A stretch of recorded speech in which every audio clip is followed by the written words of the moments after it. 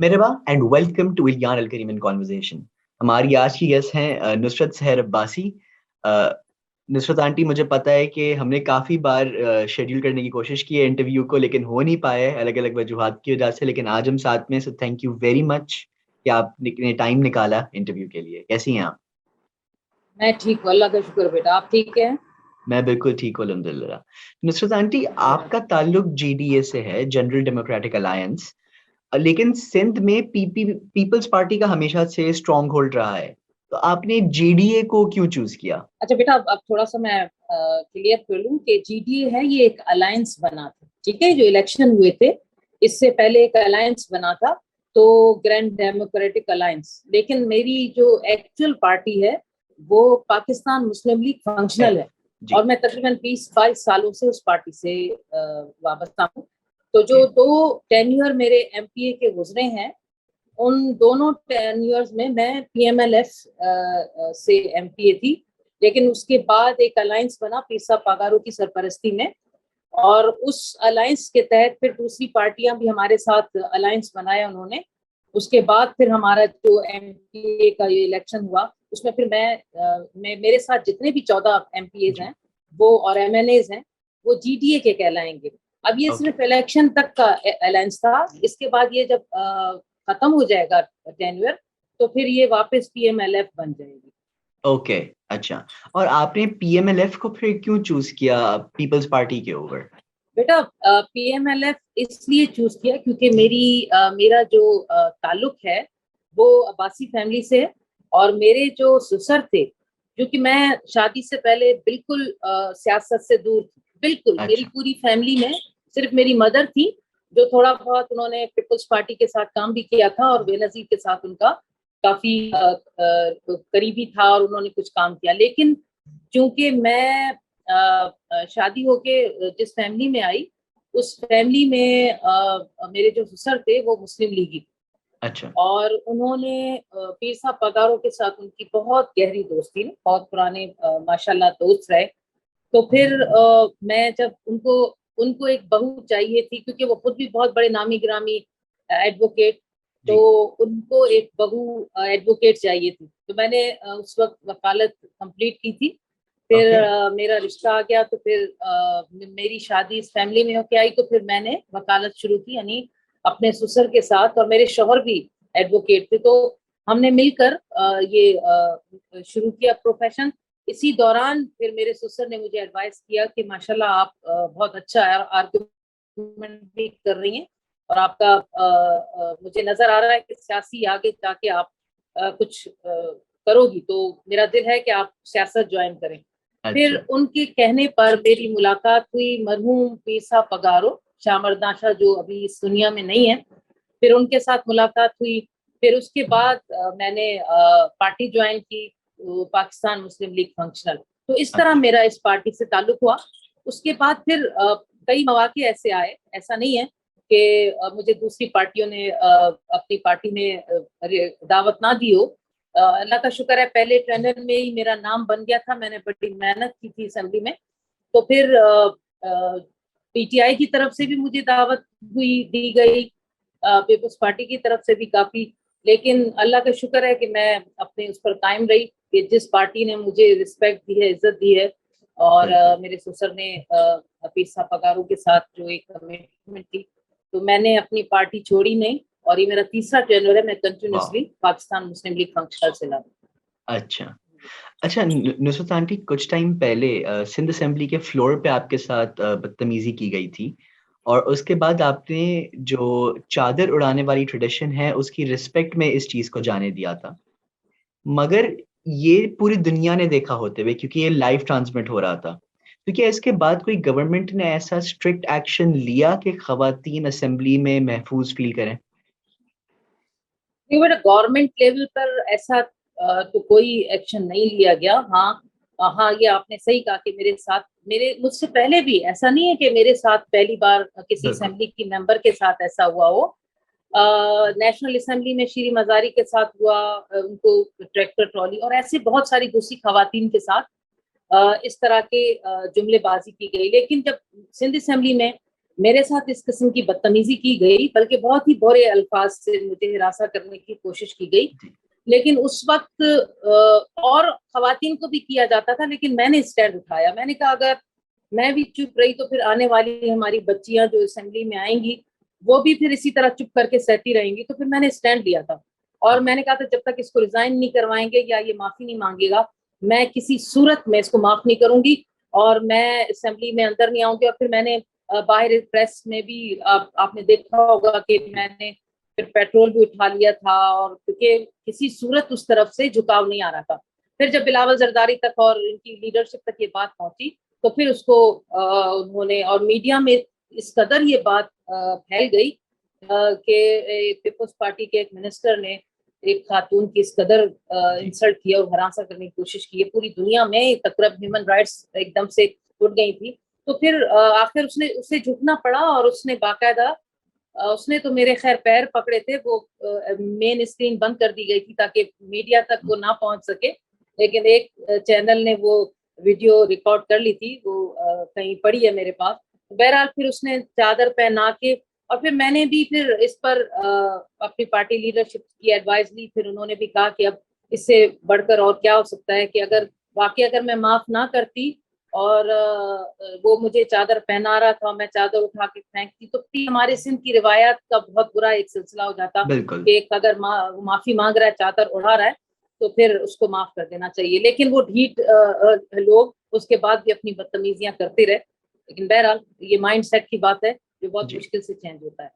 अच्छा, आपने रिसेंटली कुछ टाइम पहले अपना अटायर चेंज किया और मुझे पता है कि ये कंप्लीटली आपका पर्सनल डिसीजन है, लेकिन आप एक पब्लिक फिगर हैं तो आई एम सॉरी कि मुझे इस पे एक थोड़ा सा सवाल करना पड़ रहा है। और वो सवाल ये है कि लिबरलिज्म को समझा जाता है कि मॉडर्नाइजेशन है, लेकिन और आपके इस अटायर चेंज पे क्रिटिसिज्म आया भी, कुछ लोग काफी सपोर्ट भी था, लेकिन इसमें भी क्रिटिसिज्म मिला हुआ था। तो क्या लिबरलिज्म का ये मतलब नहीं है कि किसी को जो करना हो वो कर सकता है, वो अपना अटायर अपनी मर्जी से चूज कर सकता है, चाहे वो जो भी अटायर हो? बिल्कुल जी, आज़ादी है, इस्लामी जमहूरियत पाकिस्तान है, हमारा मुल्क है, इसमें हर किसी को, हर कम्युनिटी को आज़ादी है। मुस्लिम हो, क्रिश्चियन हो और हिंदू हो या सिख हो, कोई भी कम्युनिटी हो, उसको आज़ादी है कि वो अपने हिसाब से जिस तरीके से अपने आप को पेश करे। लेकिन चूंकि हम मुसलमान हैं और मेरी मर्जी, मैंने अपना ये डिसीजन अपनी मर्जी से लिया। ये अलग बात है कि मुझे स्टिल इसकी लिए बहुत सारी ऐसी तनकीद का भी निशाना बनना पड़ रहा है, लेकिन ये अपनी मर्जी होती है। अल्लाह की तरफ से मैंने ये चूज किया, मेरे दिल में आया। और कईयों ने ये तो इस हद तक कहा कि 900 चूहे खा के बिल्ली हज को चली, और पता नहीं क्या क्या कि शोहरत के लिए ये करना चाह रही है। लेकिन अल्लाह ने मुझे शोहरत इससे पहले इतनी दे चुकी थी कि अल्लाह का शुक्र है, मुल्क से बाहर बहुत सारे कंट्रीज में लोग मुझे जानते हैं, पहचानते हैं। तो ये इससे इसका कोई ताल्लुक नहीं। हाँ, ये भी कहा गया कि फिर शोहरत में कमी हो जाएगी और ये होगा, लेकिन ये अपना जाती फैसला है। ना मेरे फैमिली की तरफ से मुझे इस पर कहा गया कि आपने ऐसा क्यों किया या ये है। और ये तो एक अपनी वो है, मास्क है। कोई तो वैसे भी आपको पता है कि बिल्कुल। आजकल ये तो काफी जरूरत है। हाँ, कोरोना की वजह से तो वैसे भी अल्लाह की तरफ से ये वैसे ही आ चुका है। बहरहाल ये इस तरह था, तो तनकीद और वो लोगों ने अप्रिशिएट भी किया कई लोग। तो ये तो होता है, आप कोई भी डिसीजन लें उसमें आपको तनकीद का भी सामना करना पड़ता है और तारीफ भी, ये सिलसिला।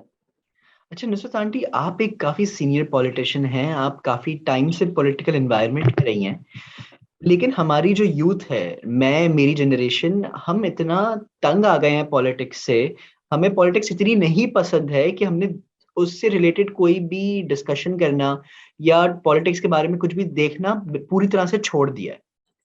तो आप उस एनवायरनमेंट में रही हैं, आपको लगता है कि हमारी पॉलिटिक्स मैच्योर किस्म की हुई है या नहीं? बहुत अच्छा सवाल किया बेटा। सेम जो आपकी व्यूज हैं ना, सेम मेरे घर में भी हैं। मेरे बच्चों के व्यूज भी सेम ऐसे ही हैं जो आपने अभी मुझसे सवाल किया। अक्सर जब इंटरव्यूज फैमिली के होते हैं तो मेरे बच्चों से जब पूछा जाता है, मेरा एक बेटा है, 2 बेटियां हैं। बेटा बाहर से पढ़ के आया खैर से, और बेटियां माशाल्लाह यहाँ पढ़ रही हैं। तो उनसे जब इंटरव्यू किया जाता है तो उनका जवाब ये होता है कि हमें सियासत से नफरत सी हो गई है। जी। तो वो पूछते हैं क्यों, आपकी मामा भी तो पॉलिटिक्स में हैं। तो कहते हैं कि यहाँ की पॉलिटिक्स, अगर सियासत को खिदमत का एक कहा जाता है तो कौन खिदमत कर रहा है, यानी उंगलियों पे गिनने के लिए सियासतदान रह गए जो सियासत को खिदमत समझ के कर रहे होते हैं। वरना वाकई पाकिस्तान में जैसे आजकल आप देख रहे हैं कि करोड़ों की गोलियां लग रही हैं। मैं भी तीसरा टेन्योर बेटा, मैंने भी पता नहीं कितने सेनेट के वोट दिए हैं।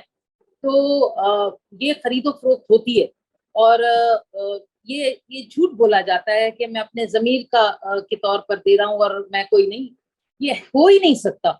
और सबसे बड़ी आप बदयानती तो ये कर रहे हैं कि जिस लीडर ने आपको टिकट दिया, आपको रिस्पेक्ट दी, आपको असेंबली ऐसे फ्लोर तक पहुंचाया, उस पार्टी से आप दगा करें, उस लीडर से, और चंद पैसों की खातिर आप बिक जाएं।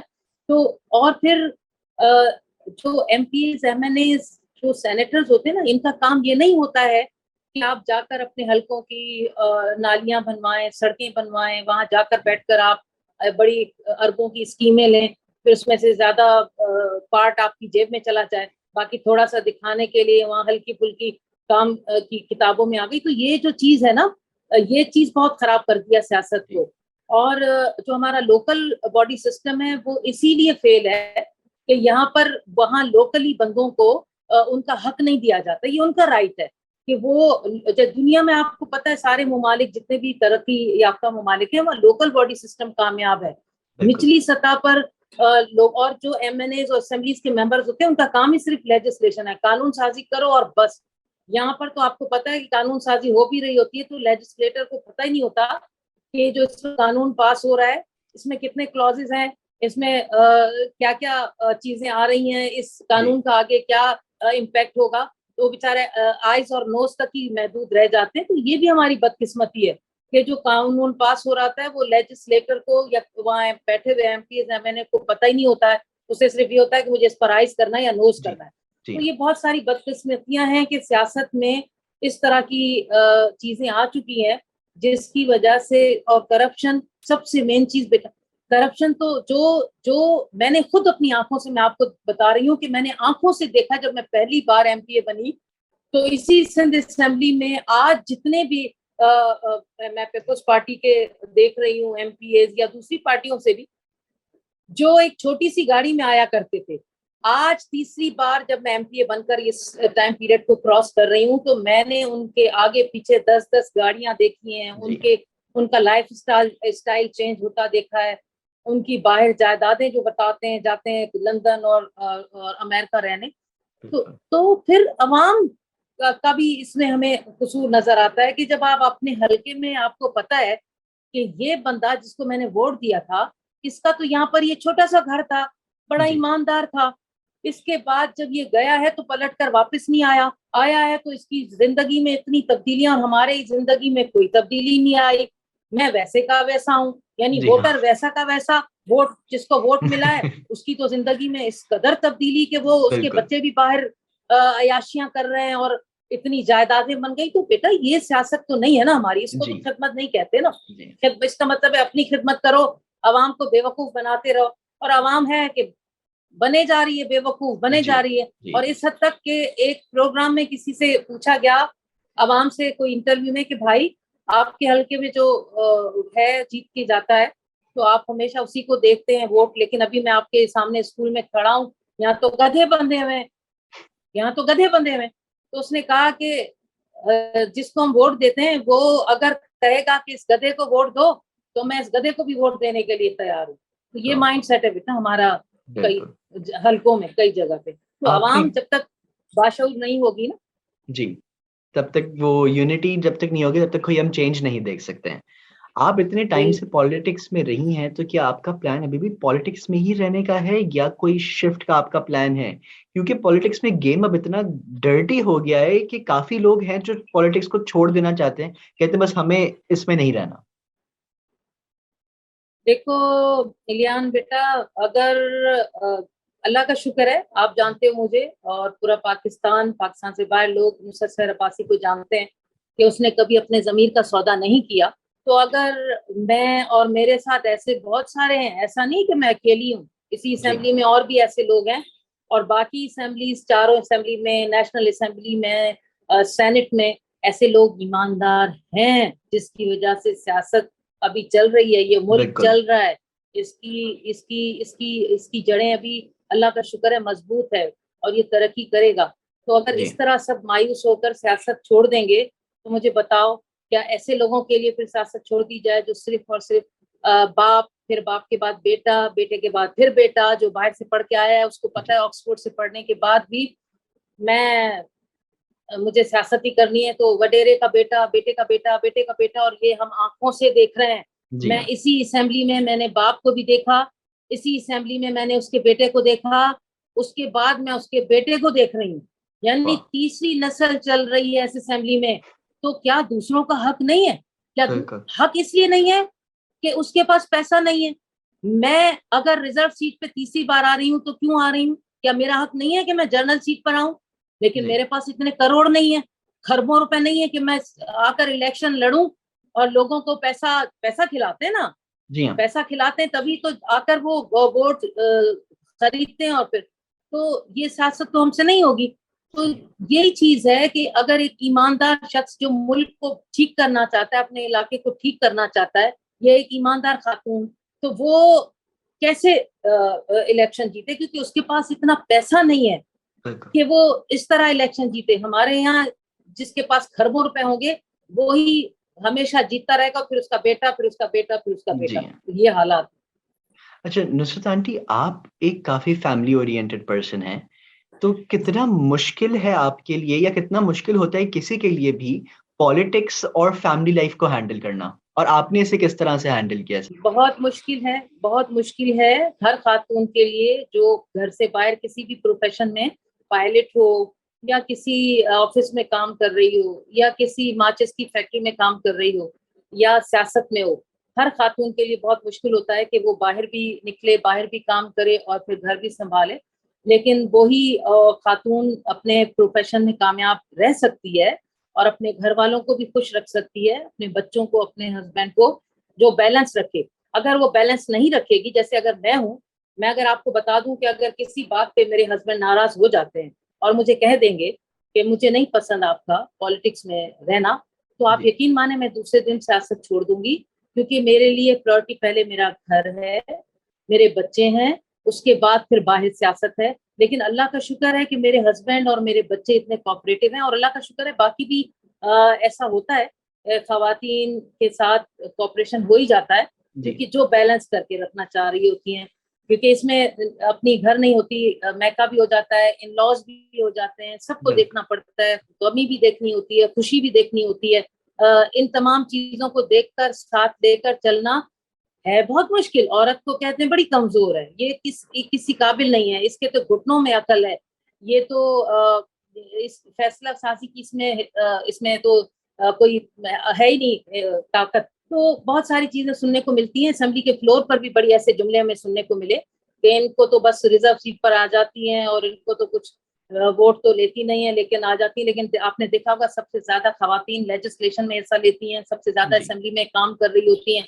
इसी तरह हर जगह जो भी खातून अपने अपने प्रोफेशन में होती है, आपने देखा होगा बहुत कम खवातीन हैं जो करप्शन करती हैं, बहुत कम बिल्कुल। खवातीन होती हैं जो अपने प्रोफेशन से लॉयल ना हो। लेकिन मेजोरिटी में खवातीन, चूंकि वो घर में एक अच्छी डिसिप्लिन तरीके से होती है, तो फिर वो बाहर भी उसी तरीके से अपने आप को रखती है। जी एंड आखिरी सवाल मेरा आपसे ये है कि आप वर्किंग वुमेन को क्या एडवाइस देना चाहेंगी? यही दूंगी बेटा वर्किंग वुमेन को कि देखें, अल्लाह ने मर्द और औरत को इंसान बनाया है ना। ये तो यहाँ पर कहते हैं कि ठीक है जिन्स में फर्क है, लेकिन अल्लाह ने दिमाग को तकरीबन एक जैसा दिया है, तकलीफ दोनों को सेम होती है। तो मर्द और औरत में ये तो जरूर है कि अल्लाह ने उसको, मर्द को कुरान पाक में भी है और उस चीज को तस्लीम कर लेना चाहिए हर औरत को कि मर्द सुपीरियर है। इसमें कोई वो नहीं है कि अल्लाह ताला ने मर्द को औरत से एक दर्जा बढ़ा दिया है, और कहा है कि अगर सजदा करने के लिए होता तो मैं शौहर को कहता कि अगर इजाजत होती। तो बहरहाल इस चीज को समझना चाहिए और बैलेंस करके अपनी जिंदगी चलाएं। जो वर्किंग वुमेन है उनको कभी भी घर के अगर घर बचाना है और माहौल अच्छा रखना है तो शौहर को उसके तमाम फराइज पूरे करें, घर को बैलेंस रख के चलें। तो एक और जहां आप काम कर रही हैं वहां भी ईमानदारी से अपने वक्त पर काम करें। और जो एक ट्रस्ट होता है ना बेटा, जी, जो ट्रस्ट आपके घर वाले आप पर करते हैं, उस ट्रस्ट जो भरोसा है उसको ना तोड़ो खुदारा। जो औरतें इस भरोसे को तोड़ देती हैं फिर उनका घर भी टूटता है, फिर उनके बहुत सारे मसाइल पैदा होते हैं। तो जो खवातीन इन तमाम चीजों का ख्याल रखती हैं, वर्किंग वुमेन, वो कामयाब भी रहती हैं बाहर भी, अपने प्रोफेशन में भी, और अपने घर को भी बहुत अच्छे तरीके से देखकर उसको भी, और अपने बच्चों की बहुत अच्छी तरबियत करती हैं। इस बैलेंस को बहुत जरूर रखना है। तमाम वर्किंग वुमेन के लिए मेरी ये रिक्वेस्ट है कि इस चीज को रखेंगी, कभी भी कोई मुश्किल नहीं आएगी। ठीक है। Thank you very much Nusrat aunty, बहुत अच्छा लगा मुझे आपसे बात करके। And on that note, this is जज़ाकल्लाह। Ilyan al Karim signing of.